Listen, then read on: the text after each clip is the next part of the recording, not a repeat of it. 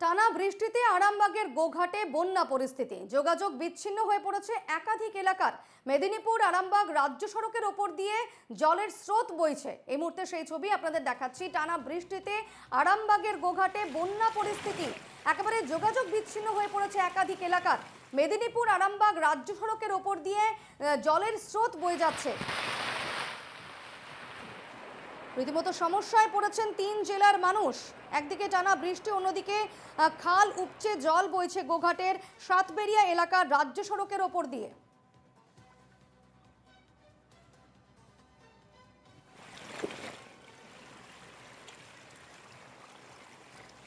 যোগাযোগ বিচ্ছিন্ন হয়ে পড়েছে একাধিক এলাকার। মেদিনীপুর আরামবাগ রাজ্য সড়কের ওপর দিয়ে জলের স্রোত বইছে, ফলে বন্ধ করে দেওয়া হয়েছে যান চলাচল এবং স্বাভাবিকভাবেই কিন্তু ভোগান্তিতে পড়েছেন অসংখ্য মানুষ।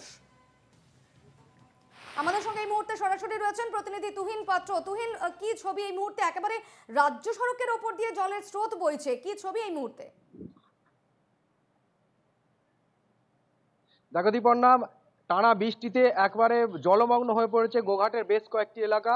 এবং যেটা এই মুহূর্তে আমরা যেখানে দাঁড়িয়ে আছি সেটা হচ্ছে আরামবাগ থেকে কামারপুকুর হয়ে মেদিনীপুর যাওয়ার রাজ্য সড়ক। এই রাজ্য সড়ক সম্পূর্ণভাবে বন্ধ করে দেওয়া হয়েছে, কারণ বিপজ্জনক অবস্থার মধ্যে এই পরিস্থিতি। যেখান থেকে এর আগেও এই রাস্তা দিয়ে পার হতে গিয়ে বহু মানুষের প্রাণ গেছে। সে কারণে প্রশাসনের পক্ষ থেকে মাইকিং করে এই রোডের সমস্ত যানবাহন এবং সমস্ত মানুষের চলাচল সম্পূর্ণভাবে বন্ধ করে দেওয়া হয়েছে। দীপর্ণা, একেবারে স্থানীয়রা কি অভিযোগ করছেন, অর্থাৎ কেন এরকম রাজ্য সড়কের উপর দিয়ে জল বয়ে যাচ্ছে?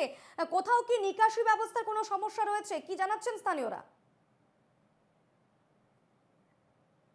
দেখো দীপর্ণা, স্থানীয় মানুষের যে অভিযোগ, একটানা বৃষ্টি এবং এই এই যে জল জমেছে এলাকায় সম্পূর্ণভাবে জলমগ্ন হওয়ার একটাই কারণ, নিকাশি ব্যবস্থা সেভাবে নেই। কারণ এই এলাকায় যে সমস্ত নদীগুলো রয়েছে সেগুলো কিন্তু এক প্রকার বলা যায় যে সেগুলোকে মানে ড্রেজিং করতে হবে এবং খনন করে সে তার জল ধারার ক্ষমতা বাড়াতে হবে।